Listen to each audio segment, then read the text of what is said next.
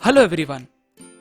आज की book summary एक बहुत ही अमेजिंग बुक से है। क्यों? क्योंकि वो बताएगी आपको कि एक्चुअल में आप अपने पैशन को एक बिजनेस में कैसे कन्वर्ट कर सकते हो, वो भी घर बैठे। अगर हम आज से 10 या 15 साल पहले की बात करें, तब ना फेसबुक एग्जिस्ट करती थी, ना इंस्टाग्राम, ना स्नैपचैट, व्हाट्सएप, कुछ भी नहीं। उस टाइम सबसे ज्यादा जो एड्स और एडवर्टाइजमेंट्स चलती थी वो मैक्सिमम रेडियोज और टीवी पे चलती थी। रीजन, सबसे ज्यादा लोग उस टाइम उन चीजों को ज्यादा यूज करते थे और सबसे ज्यादा पैसा वहां होता है जहां सबसे ज्यादा लोग होते हैं, जहां पे सबसे ज्यादा लोगों की नजरें होती हैं। लेकिन आज लोग टीवी से शिफ्ट होके इंटरनेट पे जा रहे हैं। आपने हार्डली किसी को आज टीवी देखते देखा होगा। कोई भी यंगस्टर आज के टाइम पे टीवी नहीं देखता है। जितनी भी यंग जनरेशन है वो मैक्सिमम वीडियो स्ट्रीमिंग साइट्स जैसे नेटफ्लिक्स, अमेजॉन प्राइम और बहुत सारी सोशल नेटवर्क्स जैसे यूट्यूब, फेसबुक, इंस्टाग्राम, यहाँ पे अपना टाइम ज्यादा स्पेंड करता है। और इस लॉकडाउन की वजह से ये टाइम और ज्यादा एक्सटेंड हो गया। सो आपके पास एक बहुत बड़ी अपॉर्चुनिटी है अपना पर्सनल ब्रांड ग्रो करने के लिए। जी हाँ,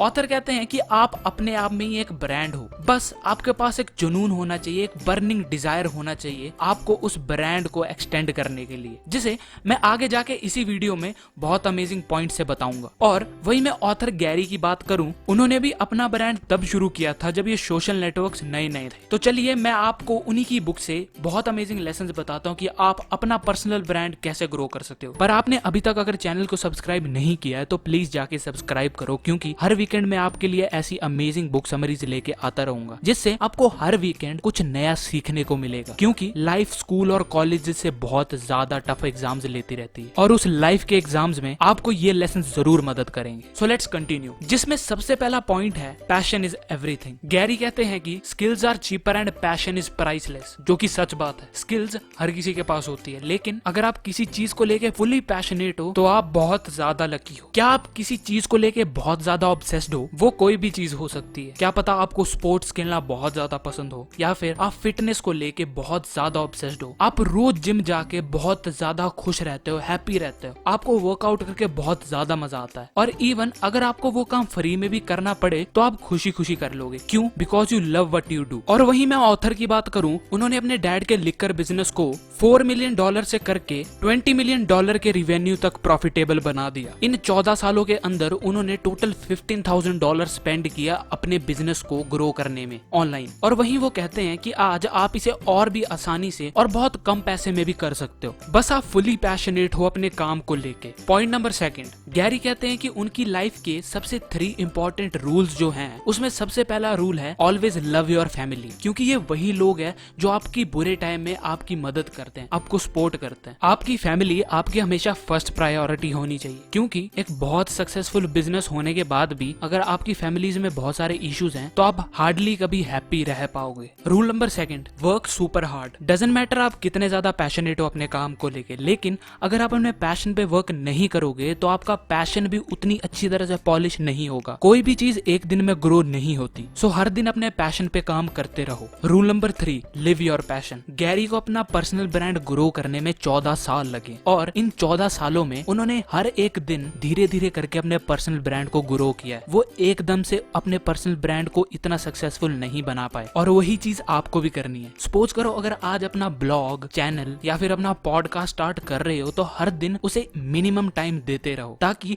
वो लॉन्ग टर्म में एक बहुत सक्सेसफुल पर्सनल ब्रांड बन जाए। क्योंकि नाम बनाने में बहुत वक्त लगता है और नाम गंवाने में सिर्फ कुछ पल लगते हैं। Point number 3, figure out your DNA. Gary जब छोटे थे तो उनका कोई मन नहीं करता था स्कूल जाने में। इवन उनके ग्रेड्स भी कभी F और D से आगे बढ़े ही नहीं, जिसकी वजह से उनकी मॉम बहुत ज्यादा वरीड रहती थी उनके बारे में। उनकी फैमिली 1978 में सोवियत यूनियन से अमेरिका शिफ्ट हो गई थी और उनके डैड ने अपने डेली नीड्स पूरी करने के लिए एक लिकर स्टोर पे काम करना शुरू किया और आगे जाके उन्होंने खुद का अपना लिकर स्टोर भी खोला। गैरी बोलते हैं कि मैं जब उस टाइम के बारे में सोचता हूँ तो मैं बहुत ज्यादा इमोशनल हो जाता हूँ। क्यों? क्योंकि उनके लिए वो टाइम बहुत ज्यादा मुश्किलों से भरा था। और गैरी को अपना डीएनए उनके फादर से ही मिला था। कहने का मतलब ये है कि गैरी को भी अपने फादर की तरह बिजनेस करने में बहुत मजा आता था। आप इस बात का अंदाजा इसी बात से लगा सकते हैं कि जब वो सिर्फ 8 साल के थे तो उनके खुद की लोकेलिटी में उनके खुद के 8 लेमोनेड स्टैंड्स थे, जिससे वो बहुत अच्छा अर्न कर रहे थे। और आगे जाके उन्होंने अपने डैड के ही लिकर बिजनेस को ज्वाइन किया। गैरी ने वाइन लाइब्रेरी 2006 में शुरू की थी और तब हार्डली बहुत कम लोग उन्हें देखते थे। क्यों? क्योंकि उनका पैशन वाइन्स में था, उन्हें वो बेचने में ज्यादा मजा आता था। सो सपोज करो अगर आपका पैशन स्नीकर्स है, आप बहुत ज्यादा फुली पैशनेट हो स्नीकर्स के बारे में, इवन आपके खुद के कबर्ड में कपड़ों से ज्यादा आपके स्नीकर्स हैं, आपको बहुत मजा आता है उनके बारे में बात करके, आप नए नए कलेक्शंस लेके आते हो स्नीकर्स के लिए, तो ये एक बहुत अच्छी बात है। क्यों? क्योंकि आप स्नीकर्स के ऊपर बात करके ही बहुत सारा पैसा कमा सकते हो इंटरनेट पे, जैसे गैरी ने किया वाइन्स के बारे में करके। वो अपने चैनल पे आके वाइन्स के रिव्यू देते थे, कौन सी अच्छी है, कौन सी बेटर है, जिसे लोग देखना भी पसंद करते थे। और सपोज करो आपको मूवीज देखना पसंद है, आपको वेब सीरीज देखना पसंद है, तो आप खुद का ब्लॉग बना सकते हो इंटरनेट पे जाके, मूवीज को रेट करो, उनकी रिव्यूज दो, जिसे लोग देखना पसंद करेंगे। वो आएंगे, वो चेक करेंगे कि कौन सी मूवी बेटर है। इससे फॉरमोस्ट गैरी के कहने का मतलब ये है कि अपने डीएनए को इग्नोर कभी मत करना, means never ignore your passion. जिसकी वजह से होगा क्या, एट लास्ट आप बहुत ज्यादा दुखी होगे उस काम को करके जिसको करने का आपका बिल्कुल भी मन नहीं था। आज आप इंटरनेट पे किसी भी चीज को स्केल कर सकते हो। सपोज करो आपका इंटरेस्ट वर्म्स में है और सब सोचेंगे यार ये कैसा इंटरेस्ट है और आप कैसे उसे स्केल करोगे। पर अगर मैं आपको बता दूं वर्म्स फिशिंग में काम आता है, और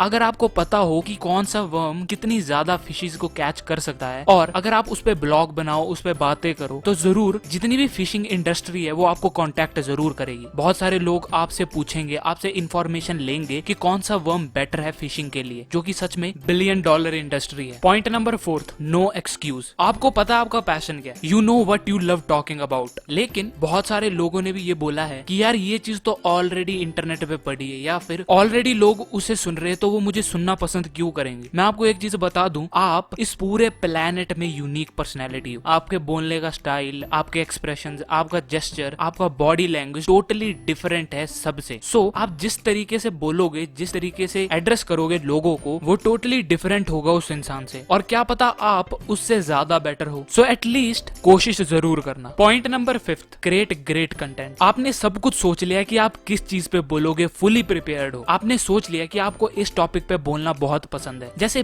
मुझे बुक्स पढ़ना बहुत पसंद है, मैं पूरा हफ्ता लेता हूँ उस बुक को पढ़ने में, अच्छे से पढ़ता हूँ, इंपॉर्टेंट पॉइंट मार्क करता हूँ उनमें से, जिसे मैं अपनी वीडियो में डाल सकूं और आप भी उसे अपनी डेली लाइफ में अप्लाई कर सको। करने को तो मैं एक दिन में 10 वीडियोस भी अपलोड कर दूं, लेकिन quality is always better than quantity. So आप भी जब अपना कोई पॉडकास्ट, चैनल, ब्लॉग स्टार्ट करने जा रहे हो, तो ऑलवेज प्रोवाइड क्वालिटी कंटेंट। जिससे होगा क्या, लोग आपके पास आना पसंद करेंगे, आपको सुनना पसंद करेंगे, और आपका कंटेंट पहली बार में कभी अच्छा नहीं होगा, ना कि मेरा था। और अगर आप इसी चैनल की पहली वीडियो देखोगे तो उसकी ऑडियो क्लैरिटी बहुत बुरी है, लेकिन जैसे जैसे आप कंटेंट प्रोवाइड करते जाओगे वो और बेटर होता जाएगा। Just you have to keep taking actions, consistent रहो, उस चीज को करते रहो, बीच में छोड़ना मत। बहुत सारे लोग सिर्फ कुछ महीने करके उसे छोड़ देते हैं कि यार मुझे तो लोग सुन नहीं रहे, ज्यादा सब्सक्राइबर्स नहीं आ रहे। क्या आपने सब्सक्राइबर्स के लिए शुरू किया था, या फिर आपका मोटिवेशन ही मनी था? तो बिलीव मी, अगर आपका मोटिवेशन मनी था तो आप कभी नहीं कर पाओगे,